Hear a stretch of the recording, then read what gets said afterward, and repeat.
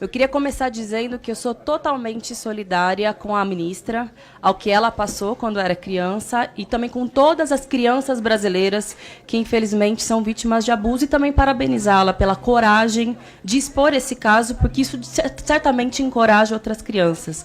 E, se eu não me engano, a partir do relato da senhora, a senhora contou que foi abusada dentro da igreja por um pastor e que, infelizmente, dentro de casa, também não conseguiu ter o acolhimento necessário, a orientação necessária, e só depois de adulta conseguiu falar desse caso.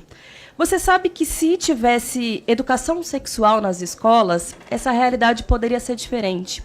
Em janeiro desse ano, inclusive, teve um caso que ficou muito famoso a nível nacional, de uma menina que conseguiu, através da aula de educação sexual, descobrir que ela era vítima de abuso dentro da sua residência. E essa aula, aquela professora salvou mais uma criança.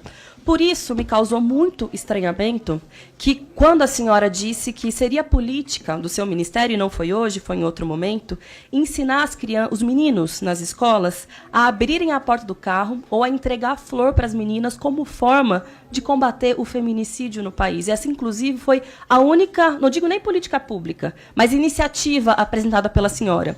Não sei se a senhora sabe, já ouviu falar de um negócio chamado ciclo da violência.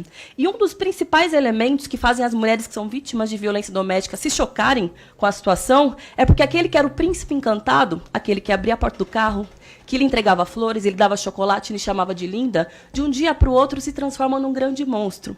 Então, eu tenho que dizer para a senhora que reforçar esses padrões de masculinidade e de cordialidade, de longe, não combatem a violência contra a mulher. Na verdade, eles reforçam, porque fazem com que os homens acreditem que eles não precisam respeitar as mulheres, basta lhe entregar flores, porque a mesma mão que entrega uma flor é a mão que enforca uma mulher, que a abusa e que a espanca. Eu gostaria que a senhora refletisse sobre isso e que utilizasse esse exemplo dessa menina no início do ano para, aí sim, defender educação sexual nas escolas.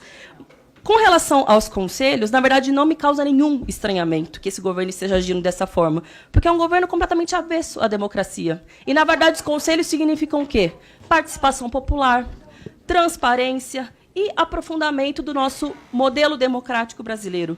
Por isso, eu gostaria de reforçar a pergunta se, tudo bem, o governo pode ter a opinião que quiser, a senhora, o governo Jair Bolsonaro, todo mundo, mas tem que respeitar a política de Estado. E conselho é política de Estado. E também não pode ferir os tratados internacionais de direitos humanos. Por isso que nomear o senhor João Freitas como presidente da Comissão da Anistia é um crime contra a humanidade. É reforçar aquilo que aconteceu com milhares de mulheres brasileiras, que inclusive tiveram ratos enfiados nas suas vaginas, como método de tortura nesses anos que o governo quer celebrar e que a senhora quer colocar como presidente da Anistia. E, por último, gostaria também de repudiar o fato de que nem a senhora, nem o presidente Jair Bolsonaro não se pronunciaram com uma palavra a respeito dos 80 tiros que retiraram a vida de mais um trabalhador na cidade do Rio de Janeiro. Um tiro provindo do Exército, e nem a senhora, nem o presidente Jair Bolsonaro tiveram a dignidade de respeitar os direitos humanos e se solidarizar com aquela família.